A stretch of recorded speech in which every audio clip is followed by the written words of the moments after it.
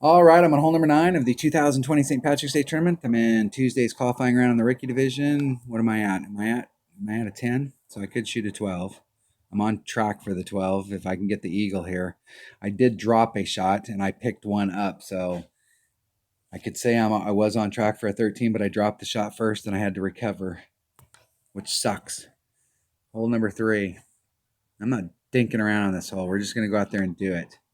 All right, let's just go get. It's going to be, depending on the wind, it's going to be somewhere between like 3.5 and 4 topspin. And it's a max overpower shot. We're using the wind. We have to use the wind. And we need a big dog as our secondary club. That is key. For the shot that I'm taking, it is absolutely key. You have to have a big dog.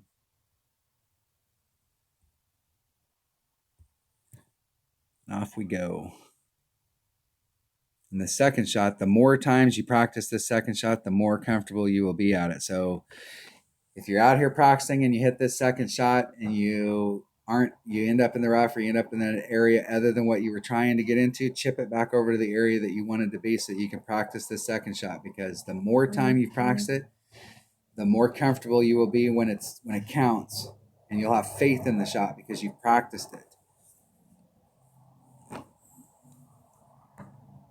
And we have the biggest wind that we've had all week as far as,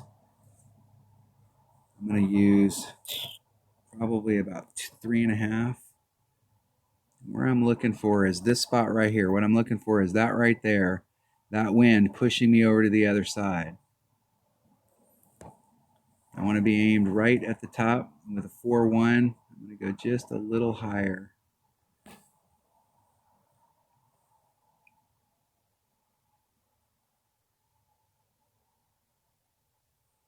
Hit it one ring great to the left, which will not kill me. That's actually not bad. And it's just hitting the rough, and then it's trying to come to a stop before you get to the other end.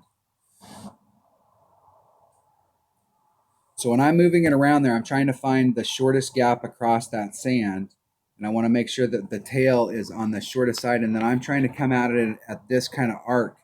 So I'm letting the wind push me, and even though up here at the top where I'm setting the shot up originally, if I hit it straight forward, I'd be in the sand. I'm trying to bring it around so that I'm engaging it down there on the narrowest part of that sand trap and letting the wind push me over into that fairway. Now, this is one shot at a time, so there's no getting too excited because right now we still have a ton of work to do. My opponent almost made it.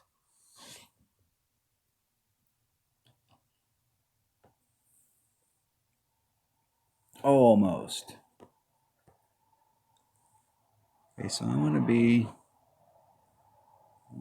just a little teeny bit trying to gauge this. So I'm going to be half a ring. I'm going to do about 2 3/4 topspin.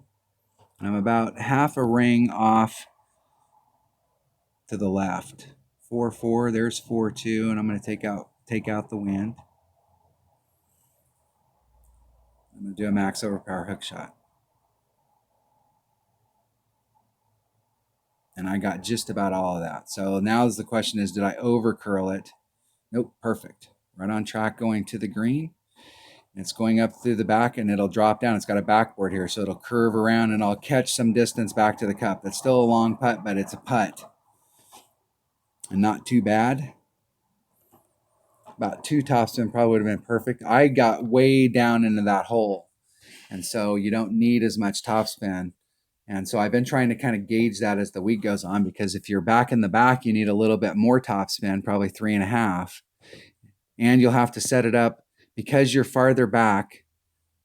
You'll have to set up a little bit farther to the left in order to clear the sand. And if you're farther up, you can set it up about a half a ring off. And I'm still trying to dial that topspin in so that you just come out onto the green there. And 2 and a sliver may have been perfect. And it's not a bad deal to be short and just be right off the green where you're taking that nice little chip.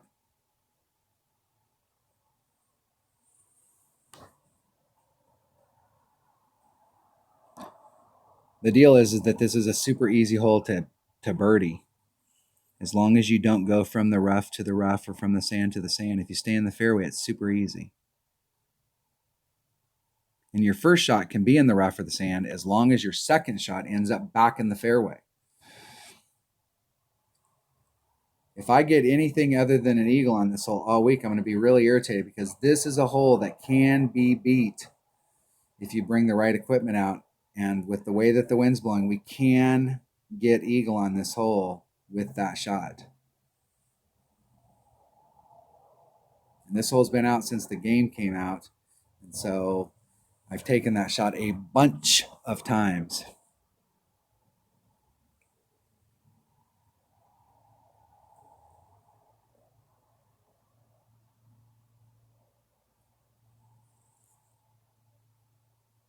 All right. So I dropped the shot on a par 3, picked the shot up on a par 4, missed the 2 other par 4s. Was if I would have hit perfect, it would have been in the hole. That's good news. That's good news, because the par 4s, I'm down in my minimum short iron maximum wedge on all 3 of them. And it's just a matter of hitting perfect into the hole, which I only was able to do once today. And coming in with a -12 with that round is not bad, but I really feel good about where I was on the holes and where I'm at as far as my notes progression for the week. And so I'll put this to the test with my 77 account, and I may qualify today. My goal was to practice today in my odd account and play in my 77 account, but I have a better ball selection in my 77 account, so I may actually practice today in 77 and then qualify tomorrow in 77. But I'm going to go out there and play at least the first 4 or 5 holes and see like how the round's going. And if the round's looking really good, then I may just qualify today. But I'm going to kind of play it by ear. You want to go in with a good qualifying round, and we've got 2 chances at it if you use Monday as a practice round. So if you got a bunch of accounts, you can practice and everything and then play your main account on Monday, and you can try and get it in. But just trying to get in. Minimum score looks like it's going to make, we got one person here with the minimum score. This is why I'm saying you really want to be picking up a shot. Now, everybody in this bracket, let's check them out. 2,663, they were at some point, and it's not as true in the qualifying rounds, but at one point, everybody in this bracket was a master player. And so everybody in here is at one point in their career was above Masters 1. They were in Masters 2. And you can tell by the $5 billion earned that these players were playing up at higher levels. And for whatever reason, just like me, they just got tired of playing there or whatever the deal was. Let's look at somebody other than Gary. Let's see what the guy at the top has. Noonan.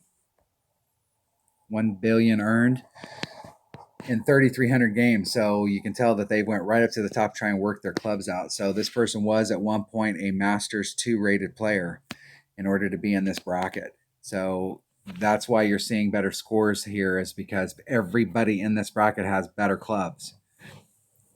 So if you're playing down where everybody doesn't have better clubs, I think a -11 will probably get you in most brackets, but you really want to be focusing on trying to do -12, -13. And us picking up hole number 9 with that max over power hook shot, it should be fairly easy for us to get the -12. And then you can build on that. All right. That was Tuesday's qualifying round in the St. Patrick's Day tournament. Thanks for watching.